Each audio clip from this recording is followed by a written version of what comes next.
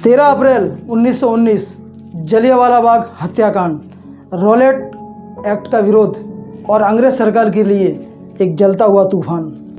कहते हैं वतन की मोहब्बत में खुद को तपाए बैठे हैं, मरेंगे वतन के लिए ये शर्त मौत से लगाए बैठे हैं। ऐसे ही नहीं मिली हमें ये आज़ादी, क्रांतिकारियों ने अपने हाथों से खुद के गले तक काट दिए हैं इस आज़ादी के लिए।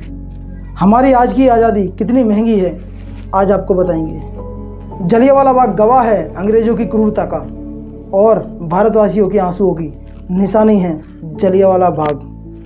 1914 से 1918 में जो फर्स्ट वर्ल्ड वॉर हुई थी उसमें अंग्रेज़ों की ओर से 13 लाख भारतवासी सिपाही ने जंग में हिस्सा लिया था।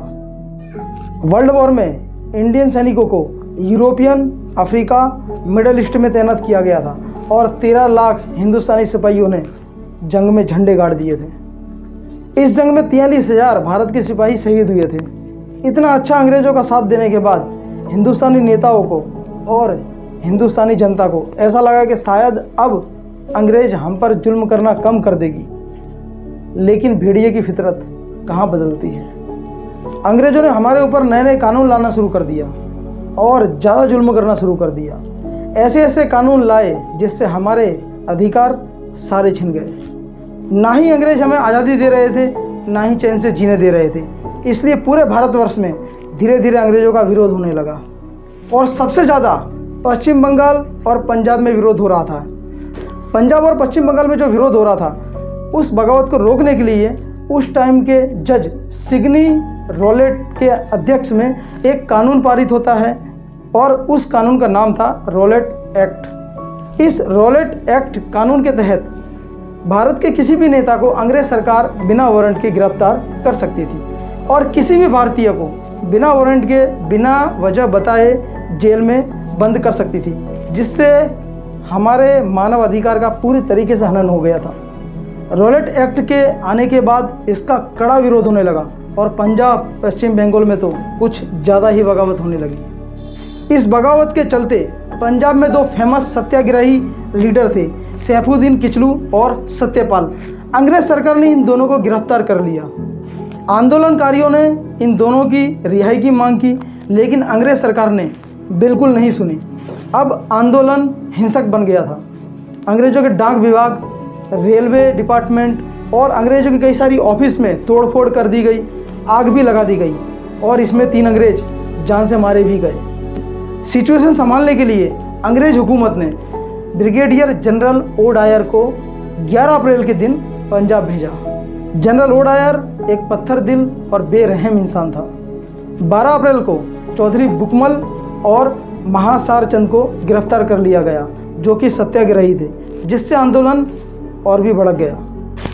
हिंदुस्तानी जनता और हिंदुस्तानी नेताओं ने ये डिसाइड किया कि 13 अप्रैल को वे एक बड़ी मीटिंग करेंगे। 13 अप्रैल को बैसाखी का त्यौहार मनाया जाता है और ये त्यौहार पंजाब और हरियाणा में बड़े ही हर्षोल्लास से मनाया जाता है।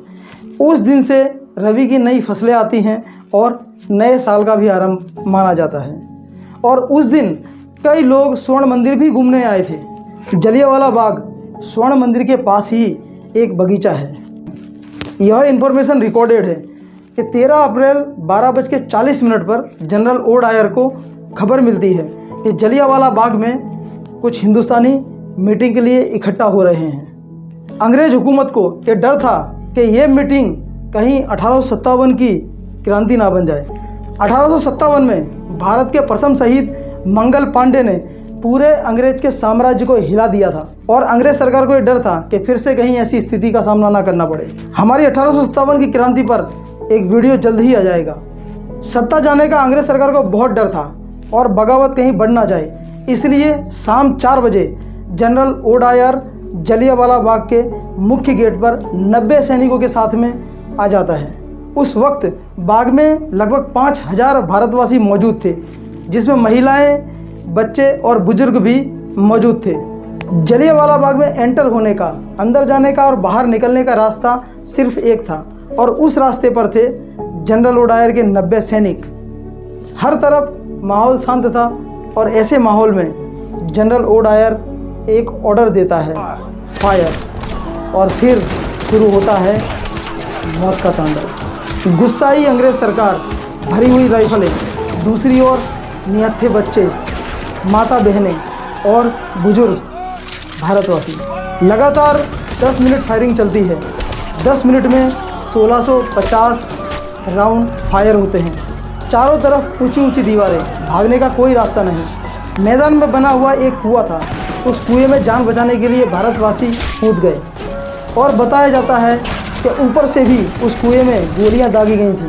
आज तक कुएं और दीवारों में वो निशान एक ताज़ा जख्म की तरह बने हुए हैं। चारों तरफ अफरा तफरी, छोटे छोटे बच्चे, महिलाएं और बुजुर्ग और हिंदुस्तानियों की लाशें गिरती जा रही थीं। और वैसाखी का त्यौहार कुछ ही पलों में, दुख के पलों में सिमट जाता है। बाग की ज़मीन खून से लाल हो गई थी।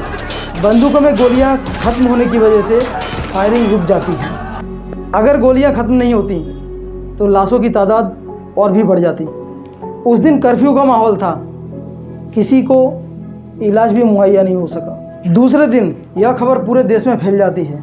स्वाभाविक पूरा देश बहुत ही आक्रोश में, गुस्से में था।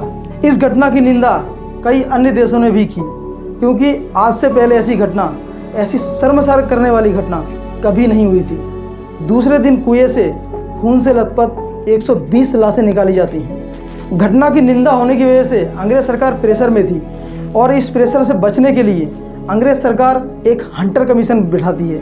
और ये हंटर कमीशन का ये काम था कि घटना की सही जांच पड़ताल करके फैसला सुनाना। कमीशन के अनुसार 200 लोग मारे गए थे और 379 लोग घायल हुए थे। लेकिन ये सफ़ेद झूठ था, बल्कि अनाधिकारिक आंकड़ों को देखें तो 1000 से ज़्यादा लोग मारे गए थे और 2000 से ज़्यादा लोग घायल हुए थे। जनरल ओडायर बयान देता है कि उस टाइम पब्लिक आक्रोश में थी, अगर हम गोली नहीं चलाते तो पब्लिक हम पे हमला कर देती। उस वक्त British lieutenant governor Michael O'Dwyer, जिसे सही गलत का फैसला सुनाना था, ब्रिटिश सरकार के उस भेड़िए माइकल ओडायर ने जनरल ओडायर को सही ठहराया। लेकिन जनरल डायर को दबाव के चलते उन्हें वापस हमेशा के लिए ब्रिटेन भेज दिया गया। लेकिन कहानी यहाँ ख़त्म नहीं होती है, बल्कि शुरुआत होती है जलियांवाला बाग के बदले की दास्तान। 13 अप्रैल 1919 के जलियांवाला बाग में इस खूनी खेल में एक बच्चा भी था और जिसका नाम था उधम सिंह, और उसने मौत का ये मंजर अपनी आंखों से देखा था। इस बच्चे ने जनरल डायर और माइकल ओ डायर की क्रूरता को सहन किया था। हत्याकांड के समय उधम सिंह की उम्र एक बच्चे की थी, लेकिन वो इस हत्याकांड में बच गए थे और उनके सामने एक खूनी खेल खेला गया था। उसी वक्त उन्होंने कसम खा ली थी कि जनरल डायर और माइकल ओ डायर को जिंदा नहीं छोड़ेंगे।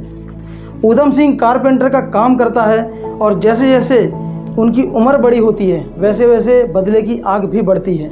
पैसे कमाकर वह लंदन जाता है और वहाँ भी वह कारपेंटर का काम ही करता है और अपने कमाए हुए पैसों से एक बंदूक खरीदता है। जलियांवाला कांड के बाद जनरल डायर की किसी बीमारी के चलते मृत्यु हो जाती है, लेकिन अभी माइकल ओ डायर जिंदा था, जिसने जलियांवाला बाग कांड को सही ठहराया था।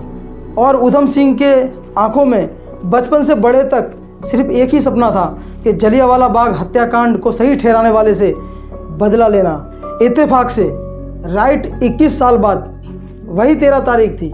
जलियांवाला बाग कांड हुआ था 13 अप्रैल 1919 और अब जो तारीख थी वो थी 13 मार्च 1940। और उस समय माइकल डायर कैक्सटन हॉल में एक स्पीच देता है और कहता है कि अगर जलियांवाला बाग कांड मुझे दोबारा से करने को मिले तो मैं फिर से कर दूं और मुझे इस कांड का कोई भी अफसोस नहीं है। उसी हॉल में पूरी प्लानिंग के साथ उधम सिंह भी मौजूद थे और उनका सपना आज साकार होने वाला था। वो अपनी एक पुस्तक में बंदूक को छिपा कर लाए थे और उधम सिंह सामने आते हैं माइकल डायर के और कहते हैं कि जलियांवाला बाग कांड दोबारा करने का तेरे को मौका नहीं मिलेगा, और उसकी छाती पे 3 गोलियां मारते हैं और 3 गोलियां मारकर उसे मौत के घाट उतार देते हैं।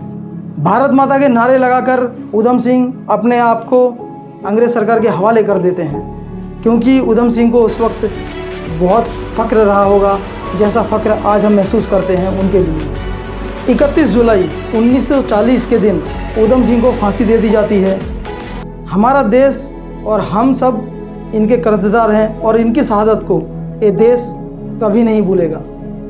कुछ लोग कहते हैं कि अगर जलियांवाला बाग हत्याकांड ना होता तो हम आज़ाद भी नहीं होते, क्योंकि उस घटना ने देशवासियों को इतना उकसा दिया था कि इसकी वजह से इतने सारे आंदोलन हुए और इतने सारे क्रांतिकारी हुए कि जिन्होंने अंग्रेज़ सरकार को घुटने टेकने पर मजबूर कर दिया।